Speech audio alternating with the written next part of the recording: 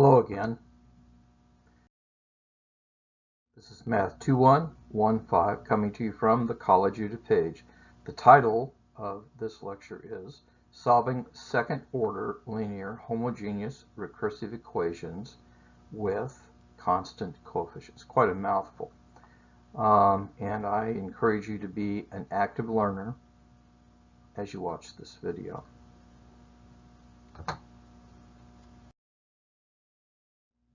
By way of introduction, in the previous lecture we found explicit formulas for recursively defined sequences using iteration.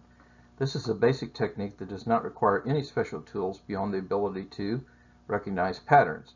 In many cases, however, a pattern is not easy to recognize and other methods must be used.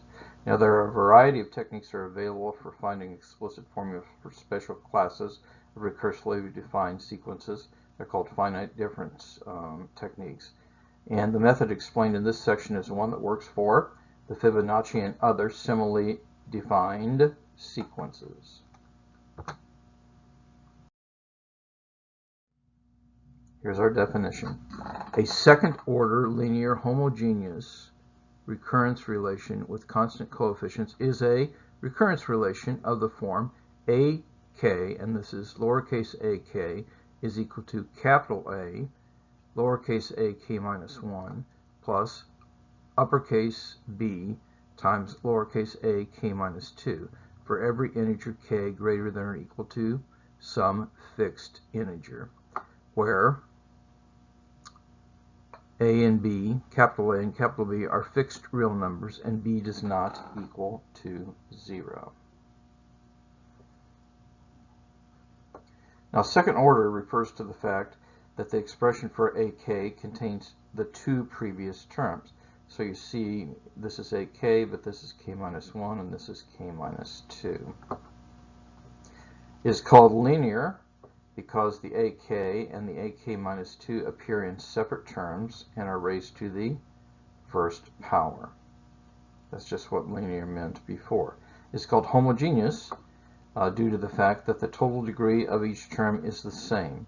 There's no constant term, and they're just both raised to the 1.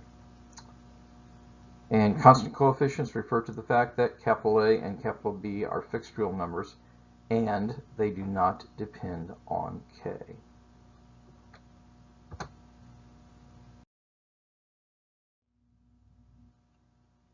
Okay, so let's look through then and to figure out which of these are second-order linear homogeneous recursion relationships with constant coefficients. It turns out the ones over here are, because this one, you see it looks exactly like that, and the constant is 3 and 2.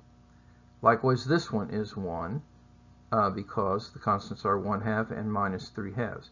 This one is also 1, and you might say, where is the e to the k minus 1? Well, that coefficient is 0. Remember, the only coefficient that we said couldn't be 0 was the b. And this one is, the coefficients are just 1 and 1. Now, none of these are, because here you don't go 2 more on this side, you go 3 more, so that is a third order. This one is not linear because that term is squared. This is not homogeneous because it has a constant there. And this one is doesn't have constant coefficients because this coefficient is k minus 1. And here's a summary of those conclusions.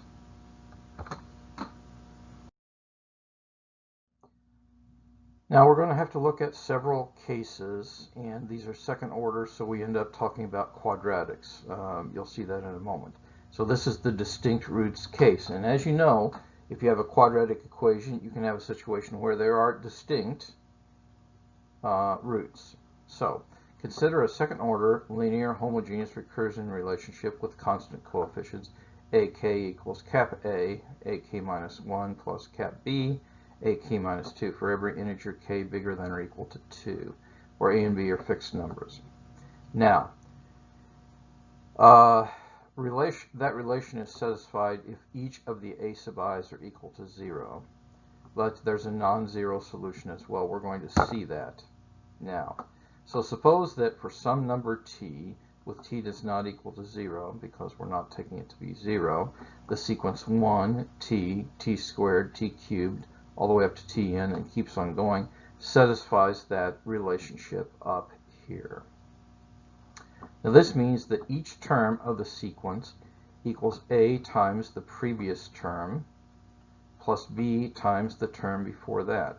So for each integer k bigger than or equal to 2, t raised to the k power is equal to a t to the k minus 1 plus b t to the k minus 2.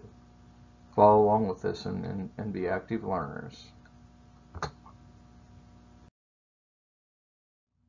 So let's take the case when k is equal to 2. That means we just have two terms.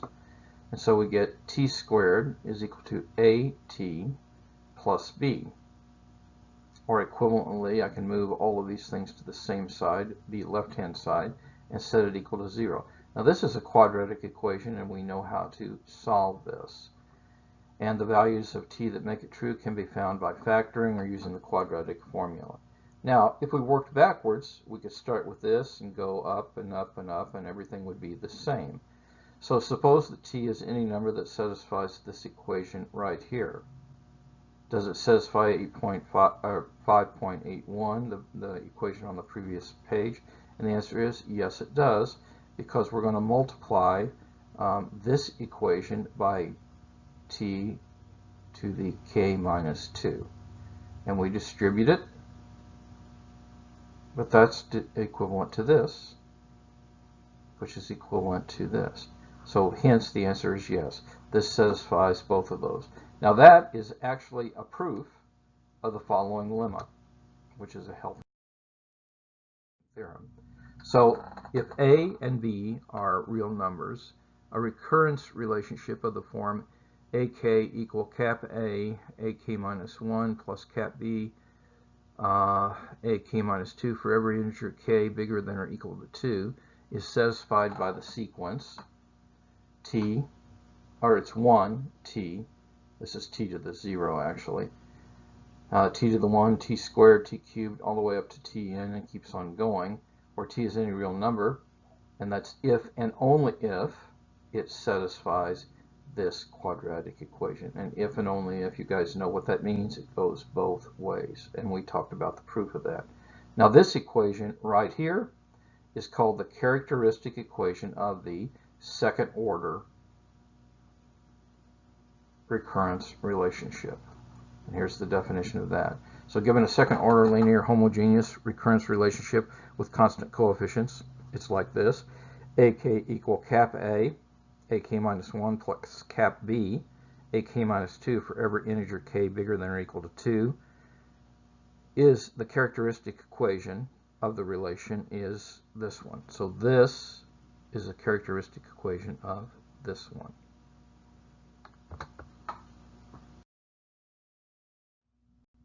Example will really help, so we're going to use the characteristic equation to find solutions of a recurrence relationship. So consider this one: ak equals ak minus 1 plus 2 ak minus 2. So find all sequences that satisfy this that have this form. Well, let's write down what is the characteristic equation. It is this one.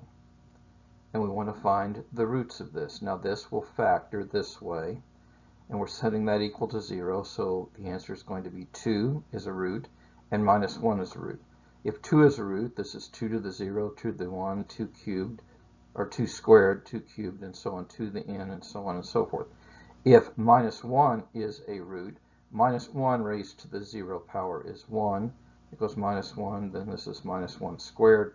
So you see this is going to be an alternating sequence of minus and plus 1s beginning that way. So you see we have found two solutions to this. This is one, and this is the other. Two solutions to the recursion relationship.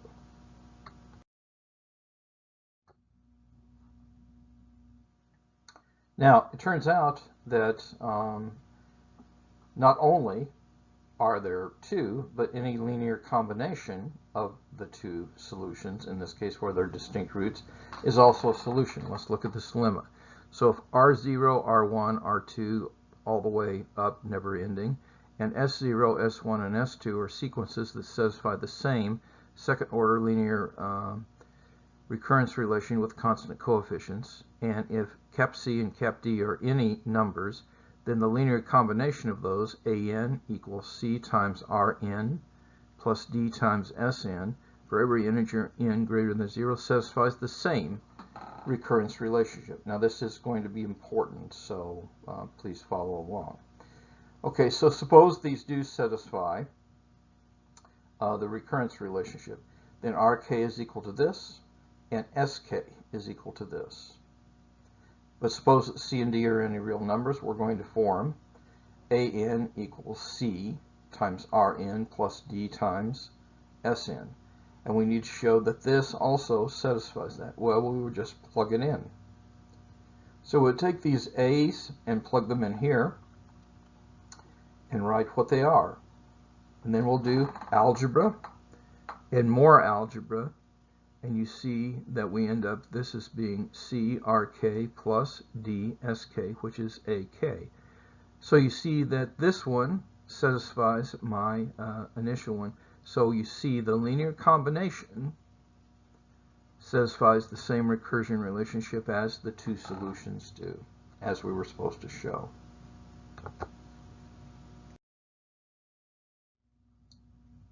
Now, given a second order linear homogeneous recurrence relationship with constant coefficients, and if we have two roots, then those two lemmas can be used together to find a particular solution that satisfies both the recurrence relationship and two specific initial conditions. And so here's an example. We want to find a sequence that satisfies the recurrence relationship, this one, for every k bigger than or equal to 2, but also satisfies the initial conditions. So when k is 0, it is 1, and when k is 1, it is 8. Okay, let's think back to this problem, and this is one we solved earlier. And so we got, this was one sequence, and this was the other sequence. But now we're going to establish a linear combination of those two. So this is going to equal C times 2 to the n plus D times minus 1 to the n. Now we can find what C and D have to be to satisfy this, because A0 is equal to 1.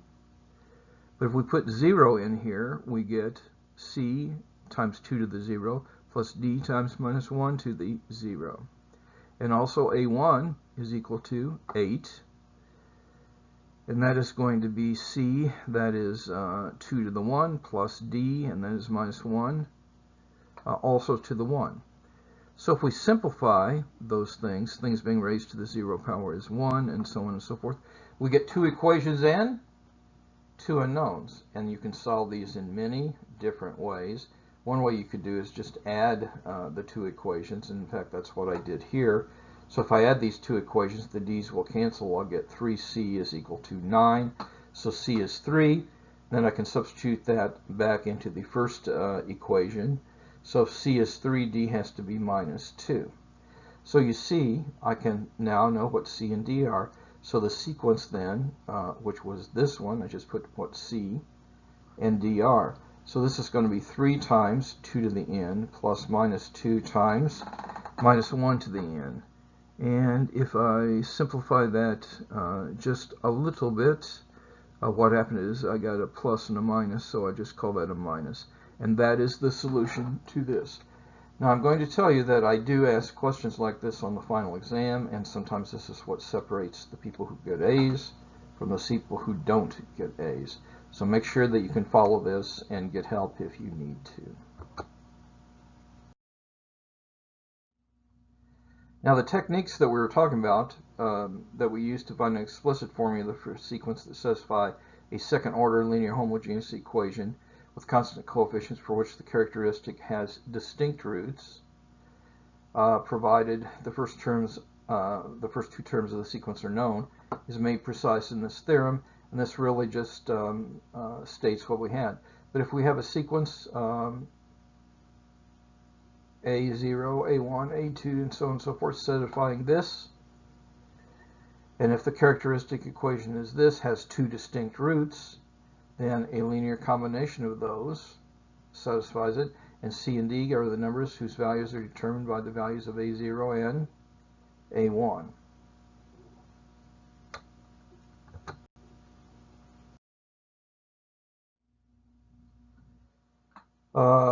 Here's the proof, and it's by induction.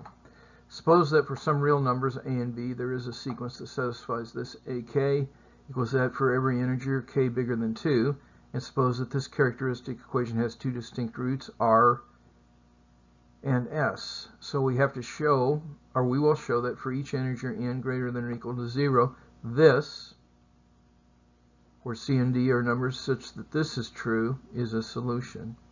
So you see our predicate statement is going to be this equation is the solution. So we're going to use strong induction to prove that Pn is true for every integer n. Now, since it's strong induction, we have to prove that P of 0 and P of 1 are true. And you see we write this down, but that is basically the assumption that C and D satisfy those conditions. So that's good to go. Now, our induction hypothesis is we're going to say if P of I is true for every integer I from 0 to k, and again this is strong induction, we're assuming all those numbers, then pk plus 1 is also true. So what we're going to do is, suppose k is an integer with k bigger than or equal to 1, and for each integer I from 0 to k, we have ai is equal to cri plus d si. We have to show that this is true. So we have that our inductive hypothesis says this and this is true. So ak is equal to this, but then we substitute in for those and those. We do a bunch of algebra and we conclude this, which is exactly what we had to show. By the principle of strong mathematical induction, this theorem is true.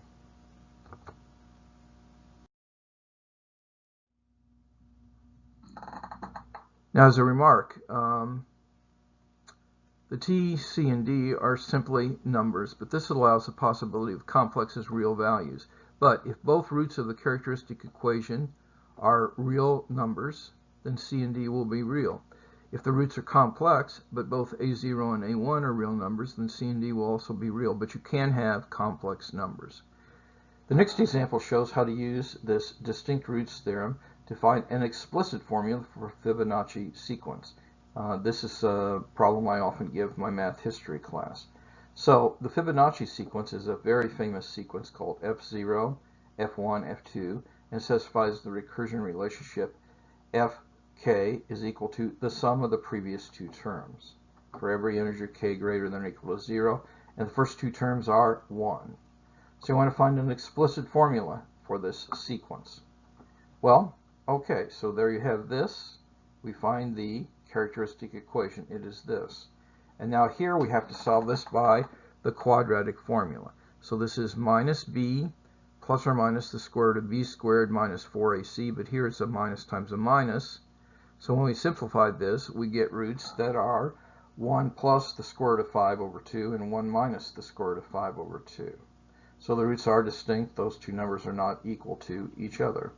So that means we can find, by the distinct root theorem, we can find C and D such that Fn is equal to C times this plus D times this. And C and D are the numbers such that F0 equals F1 is equal to 1. So we write those things down. So this is F0 equals 1 is that. But you see when I'm taking n to be 0, that's just C plus D. And F1 is equal to those. Now the problem is to find then C and D is equal to 1, and this is also equal to 1. This may look complicated, but in fact it's just a system of two equations and two unknowns. And so you can solve that, and you should verify this. This is what you get.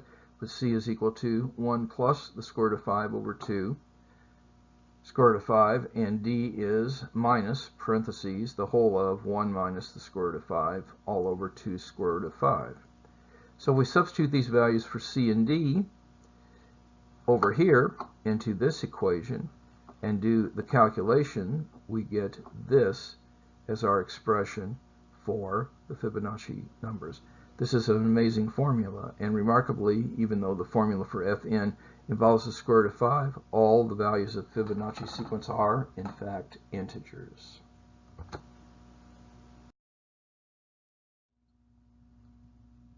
Now, there's another case that we can have. A quadratic formula can also have a single root. So again, consider we're starting with this as our second order homogeneous linear recursion relationship. So that means that this is the characteristic equation. But now we have a single root. And so it's 1. The single root is r. So this is r to the 0, r to the 1, r squared, r cubed, all the way up to r to the n. But there's another sequence that actually satisfies this as well. Because if I take 0, r, 2r squared plus 3r cubed plus n r to the n, that also satisfies that equation. Now to see this, we can observe that since r is the root, that means that this is actually t minus r whole squared. And if I expand that, this is t squared minus 2rt plus r squared. So if we equate coefficients here for a and b, we get now that a is 2r and b is minus r squared. So if we take a sequence that looks like this, s sub n is equal to n r to the n, then that's also going to be a solution by the argument we gave here. So then we're going to substitute that in, and what we'll see is that when we substitute that in, make the substitutions and do the algebra, that also is a solution. So this satisfies the recursion relationship, and that proves the following lemma. So if capital A and capital B are real numbers, and suppose this is your characteristic equation that has a single root r, then the sequence 1, r1, r squared, r cubed, all to rn, and 0, r, 2, r squared, 3r cubed, all the way up to n, rn, and so on and so forth, both satisfy this recursion relationship for each n greater than or equal to 2. And that leads us to a single root theorem. You see these are going to be our two solutions, and we pick C and D to line up with the initial conditions. So I'll state the theorem. Suppose a sequence A0, A1, A2 satisfies this recursion relationship for some real numbers cap A and cap B, and cap B does not equal to 0. You might want to think about why cap B can't be 0.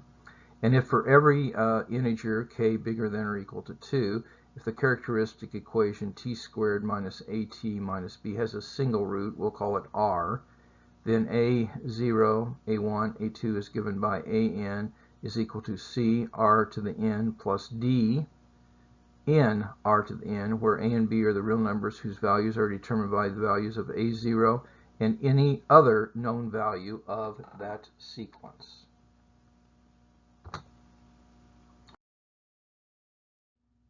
Let's solve a problem then. Okay, suppose this is your equation that you're trying to solve. And this is a second order linear equation.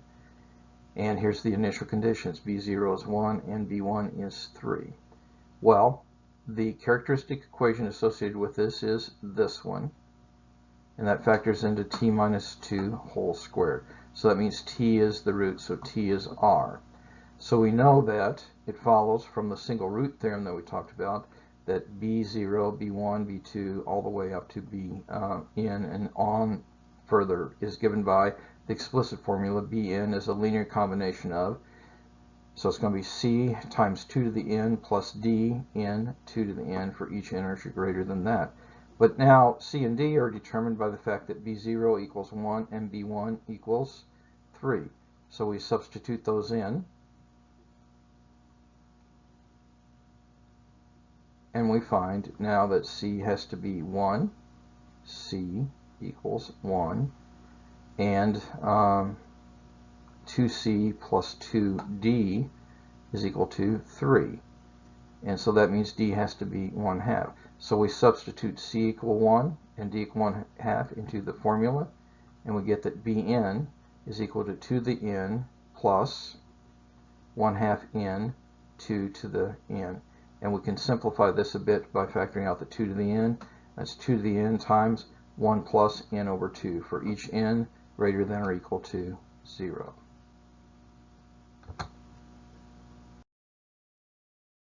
In closing, now more than ever, time is precious.